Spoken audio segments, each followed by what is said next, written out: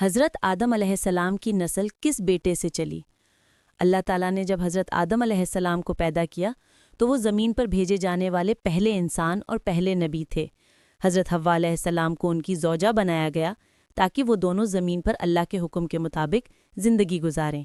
وقت گزرتا گیا اور حضرت آدم علیہ السلام اور حضرت حوا علیہ السلام کو اولاد عطا ہوئی۔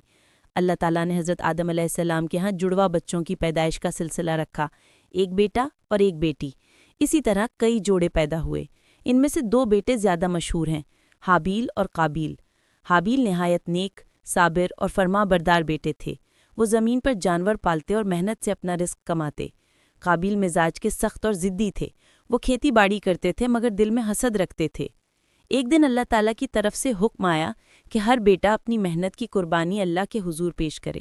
حابیل نے اپنی سب سے اچھی بکری اللہ کے لیے قربان کی، جبکہ قابیل نے اپنی کھیتی میں سے خراب اناج قربان کیا۔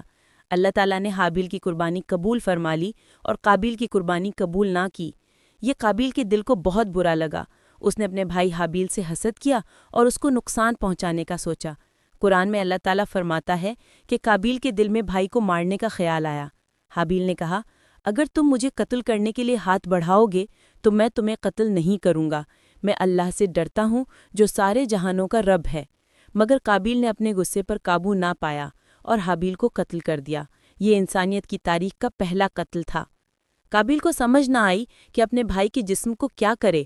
اللہ تعالیٰ نے ایک کوا بھیجا جو زمین کھود کر دکھاتا ہے تاکہ قابیل کو سکھا دے کہ وہ اپنے بھائی کو زمین میں دفن کرے۔ قابیل نے شرمندہ ہو کر حابیل کو دفن کیا اور افسوس کرنے لگا۔ حابیل کے قتل کے بعد اللہ تعالیٰ نے حضرت آدم علیہ السلام کو ایک اور بیٹا عطا فرمایا جس کا نام شیس علیہ السلام رکھا گیا۔ شیس کا مطلب ہے اللہ کا عطیہ۔ اللہ نے شیس علیہ السلام کو نبی بنایا اور انہی سے حضرت آدم علیہ السلام کی نسل آگے چلی۔ شیس علیہ السلام نے اپنے والد کی تعلیمات کو جاری رکھا۔ وہ لوگوں کو اللہ کی عبادت کرنے اور نیک راستے پر چلنے کی دعوت دیتے تھے۔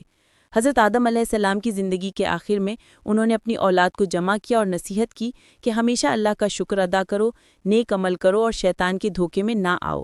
حضرت آدم علیہ السلام نے اپنی جانشینی کا علم حضرت شیس علیہ السلام کو دیا۔ اس کے بعد حضرت آدم علیہ السلام کا انتقال ہو گیا اور شیس علیہ السلام نے ان کی جگہ لوگوں کی رہنمائی شروع کر دی۔ یوں حضرت آدم علیہ السلام کی ساری نسل حضرت شیس علیہ السلام کی اولاد سے چلی۔ شیس علیہ السلام کے بعد بھی کئی انبیاء آئے، جیسے حضرت ادریس علیہ السلام، حضرت نوح علیہ السلام، حضرت ابراہیم علیہ السلام، یہاں تک کہ نبی آخر زماں حضرت محمد صلی اللہ علیہ وآلہ وسلم بھی انہی کی نسل سے تشریف لائے۔ یہ کہانی ہمیں سکھاتی ہے کہ حسد انسان کو برائی پر لے جاتا ہے اور نیک لوگ اللہ کی رضا کے لیے قربانی دیتے ہیں۔ جو اللہ کی بات مانتا ہے، اللہ اس کو عزت دیتا ہے۔